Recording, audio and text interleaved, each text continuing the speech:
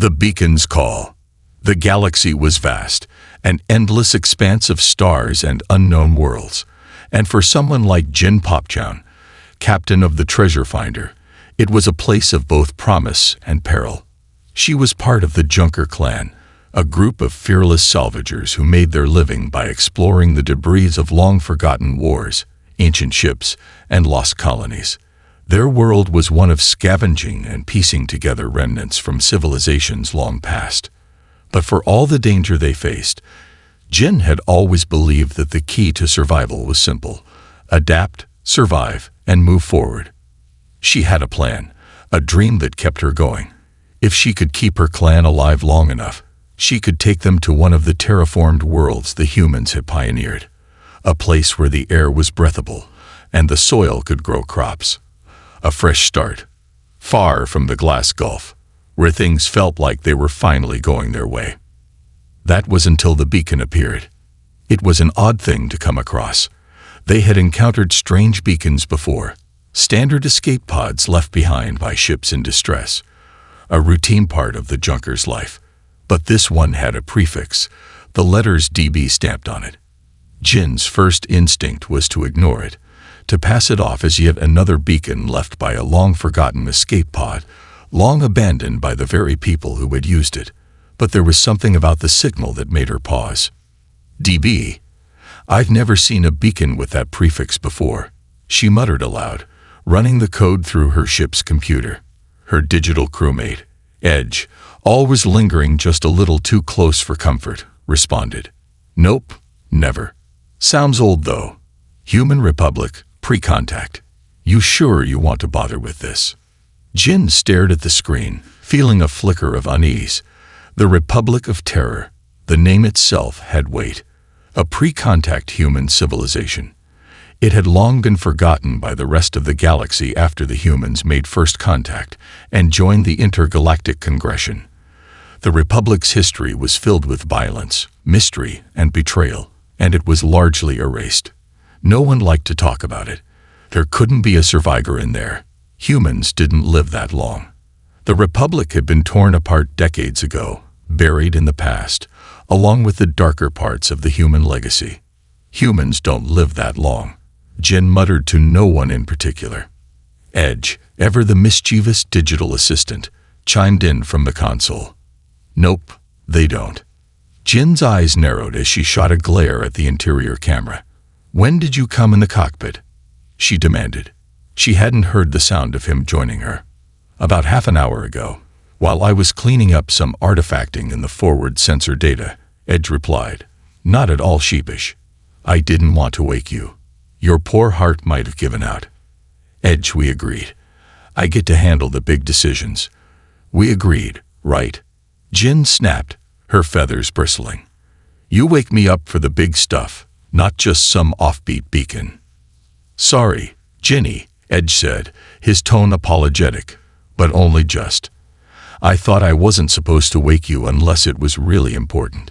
But I thought we could take a look at the beacon. You know, since you've been making great progress on the salvage. Jin let out a long, drawn-out sigh and reluctantly nodded. Fine. If you're here, might as well send a general hail to the Republic ships. See if any of them are still around. Aye, Edge responded instantly. Hailing now. As Jin stared at the blinking light on her console, waiting for any response, she couldn't shake the nagging feeling that she was about to walk into something bigger than her simple Junker's mission. She had seen the Republic's remnants before. Empty ships, abandoned colonies, and derelict stations scattered across the galaxy. But this beacon was different. That's weird. No answers. Edge said, sounding confused. Pod's trajectory's off too. It's not heading to any inhabited planets. It's going voidward, upward towered. Hold up, Jin interrupted. You're telling me this beacon isn't just some lost pod. This thing's going toward deep space. Yep, that's exactly what I'm saying. And I got a hit. Edge's voice shifted from confusion to intrigue. It's Republic. RTM. Vigbirth's answering. I'm patching through. Jin adjusted herself in the pilot's seat, making sure her feathers were neatly laid flat and her posture was proper for this unexpected communication. She didn't need the humans to see her flustered. She needed them to take her seriously. "Hello, this is certified junker journeyman Jin Popchown, captain of the treasure finder. Thank you for hailing back." The human face that blinked onto the screen was surprisingly young, with a bushy black beard that covered most of his face, but his eyes carried an undeniable warmth. Despite the rough exterior, there was an unmistakable softness to the way he looked at her, and she almost couldn't help but chirp. There was just something undeniably adorable about humans and their expressions. Yeah, good captain. You sent out that hail with a request for info on the Republic." His voice was thick with an accent, but it was friendly. "I'm always happy to answer questions." Jin nodded. "Are you reading an escape pod beacon? Should we provide emergency services?" The human paused for a moment, the warmth in his eyes fading into something more serious. "Nay, that ain't an escape pod.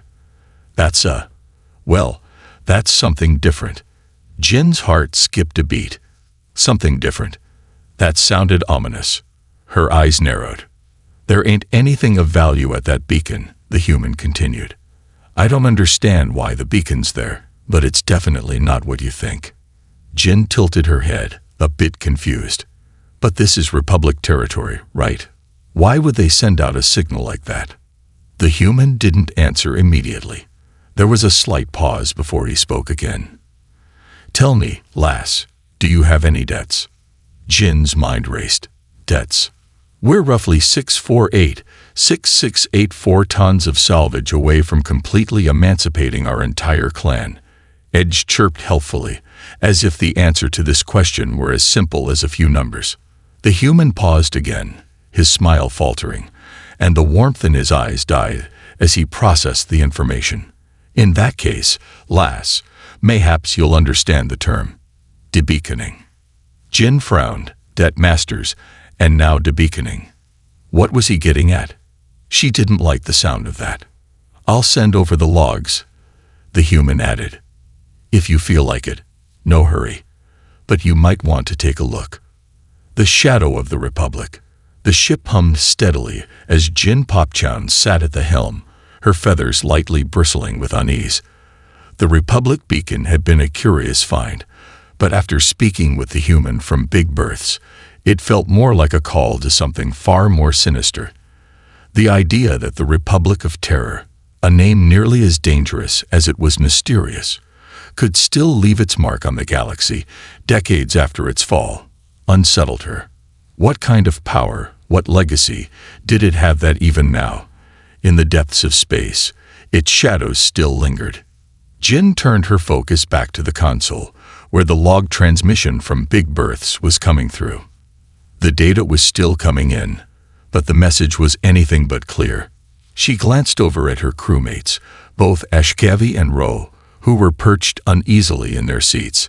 HFY's dark, beady eyes flickered as they followed the transmission line, while Ro's cybernetic fingers drummed softly against the hull, the soft whirring sound a constant reminder of his advanced modifications. HFY broke the silence. "What's going on, Captain? This isn't like any normal beacon I've ever seen. The codes, the prefix DV, it's not standard." "And you saw how Big Berths reacted. He was holding something back." Jin nodded grimly. She could feel the weight of the situation pressing down on her chest. The Republic of Terror, a once powerful, ruthless human empire, had been wiped out long ago. Their history was written in blood, and its fall had been long buried under layers of conflict and forgotten alliances. But something about this beacon, this Debeaconing, suggested that there were still remnants of their legacy, waiting for the right moment to resurface. "It doesn't add up," Jin said, her voice tight. "Why would a human ship, Big Berths, or anyone from the Republic, be involved in hiding a beacon like this?" "I don't know," HFY admitted, his voice calm but tinged with curiosity. "But you're right to be suspicious. This wasn't a distress signal. It was a warning. But from who? And for what purpose?" Jin's sharp eyes shifted toward the small escape pod hanging in the cold emptiness of space just outside the treasure finder. They had been drifting toward it slowly after Big Berths had shared the initial data, and now they were less than a few hours away from docking. The pod's proximity was making her feel like they were walking into the unknown, not just in terms of distance, but in terms of the human legacy that had been left behind. "No one should be alive in that pod," Jin muttered. "The Republic of Terror wiped itself out a generation ago. The humans who survived after that, they started something new. They moved past it. So why now?" Ro, her engineer and confident, spoke up, his voice soft but insightful. "What if the pod is a trap? What if the beacon is trying to lure us into something we don't understand?" "Could be," Jin acknowledged, her eyes narrowing. "But I can't ignore it. No matter how dangerous this might be, I'm not about to let this opportunity slip through our fingers. If there's something worth salvaging, something worth understanding, we're going to find it." With her resolve set, Jin tapped a few commands into her console, linking up the beacon's logs with her systems. The feed from Big Berths continued, and as the data rolled in, one particular file stood out. It was an old encrypted message, too corrupted to read entirely but still undeniably human. The timestamp was from a long time ago, a period when the Republic of Terror still had fleets in orbit before the collapse. "I'll decrypt it," Ro said, glancing at the screen. "Give me a few minutes." Jin watched him work, her mind drifting back to the legacy of the Republic. She had heard the stories, of course. The human Republic had risen to power by conquest, dominating star systems with ruthless efficiency. They had built their empire on the bones of conquered worlds, pushing their borders across the galaxy. But something had gone wrong, terribly wrong.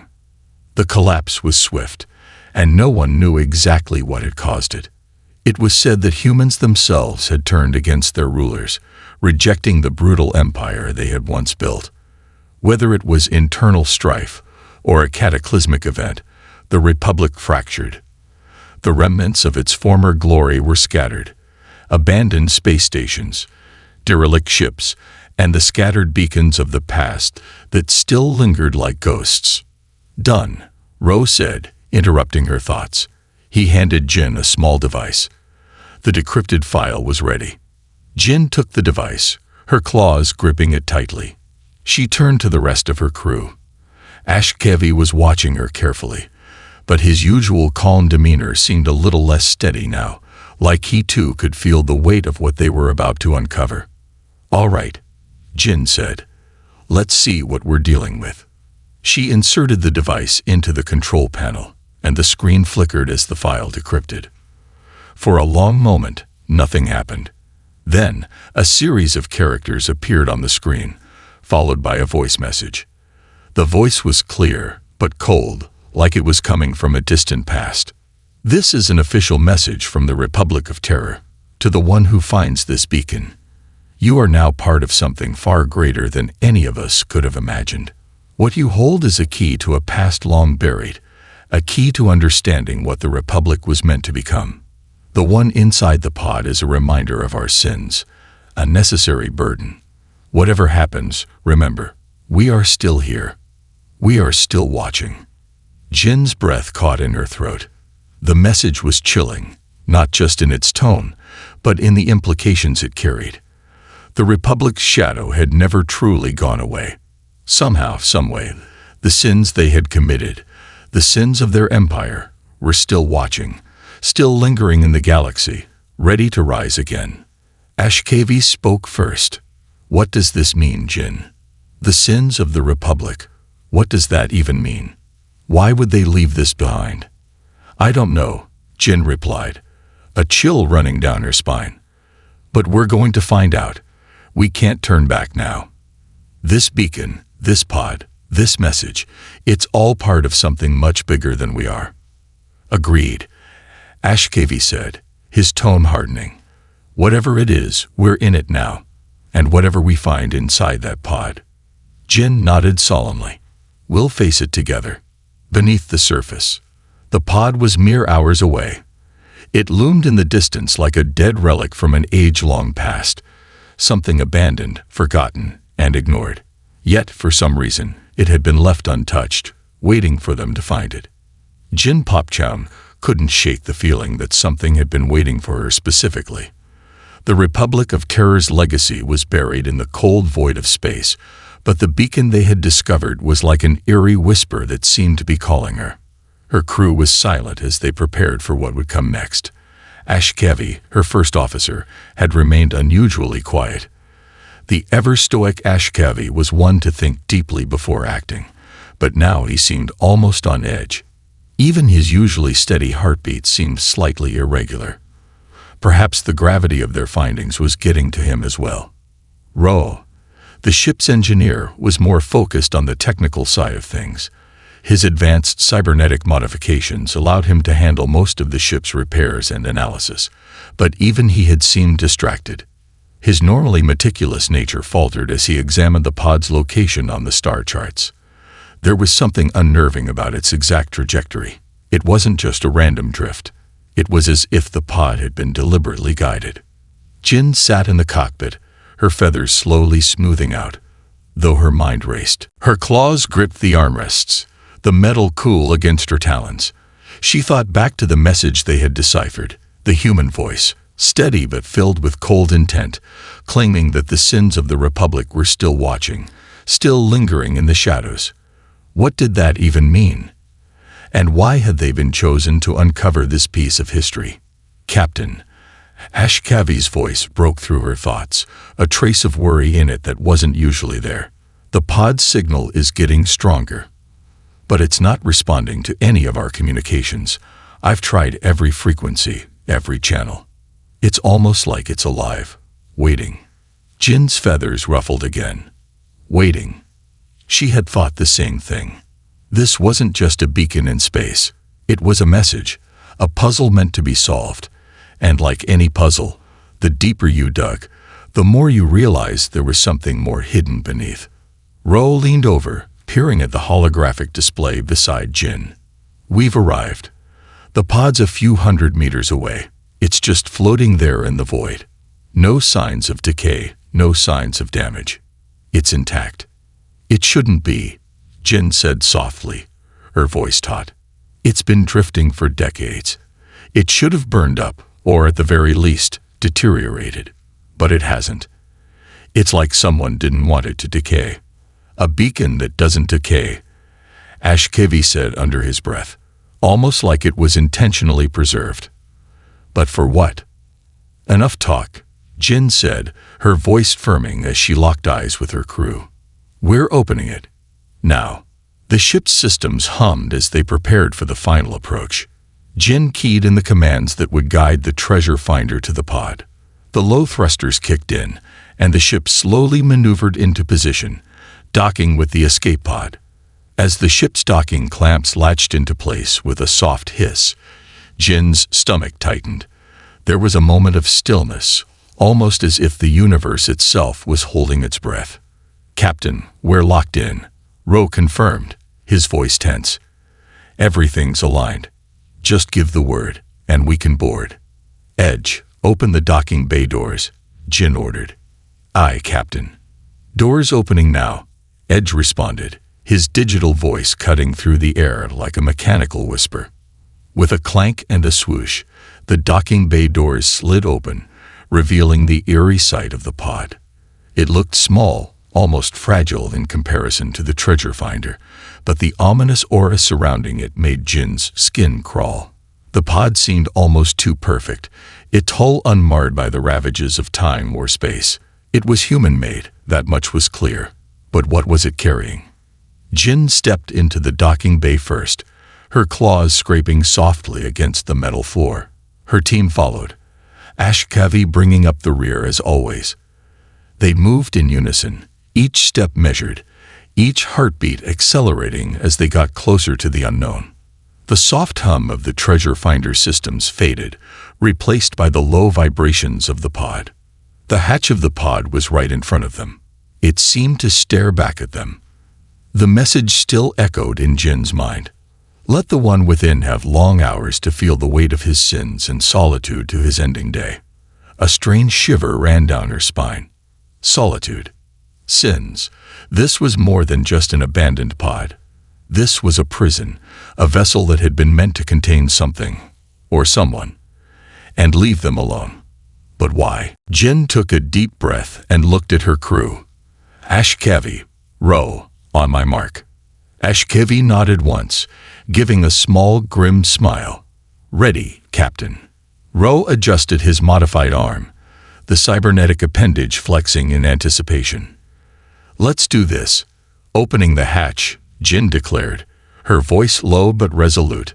Her claws hovered over the hatch's manual release mechanism, and with a sharp motion, she pressed it. A pneumatic hiss filled the bay as the pod equalized its internal pressure with the surrounding atmosphere. The door creaked open, and the darkness beyond the threshold seemed to reach out toward them, pulling them in. When the door fully opened, Jin's breath caught in her throat. The pod's interior was not what she had expected. There was no sign of a survivor, no sign of life. Instead, the interior was completely still, frozen in time, like some ancient tomb. But what lay inside was far worse than a simple corpse. At the center of the pod was a disfigured body, but not just any body. It was reptilian, like the ones Jin had seen in ancient texts about the Republic. Its body was twisted, mangled, its right arm amputated, grafted with something strange and unnatural. There were no eyes. The sockets were burned out, as if something had scorched them, and there was no tail, though it was clear that this being had once had one. The injuries were old, but not recent. They looked like they had been inflicted decades ago, and yet the body remained, preserved in this small vessel. The voice of Big Berth's echoed in her mind. This isn't an escape pod. It's something different. And whatever it is, you'll regret opening it. Jin couldn't look away from the body. It was human, but at the same time, it was something else, something twisted and lost.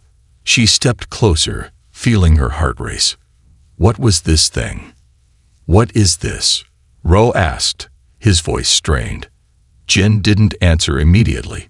She couldn't. She felt sick, her mind spinning. This wasn't just some escaped survivor. This wasn't some lost soul drifting in space. This was a message, a warning that had been left behind. But why? And by whom?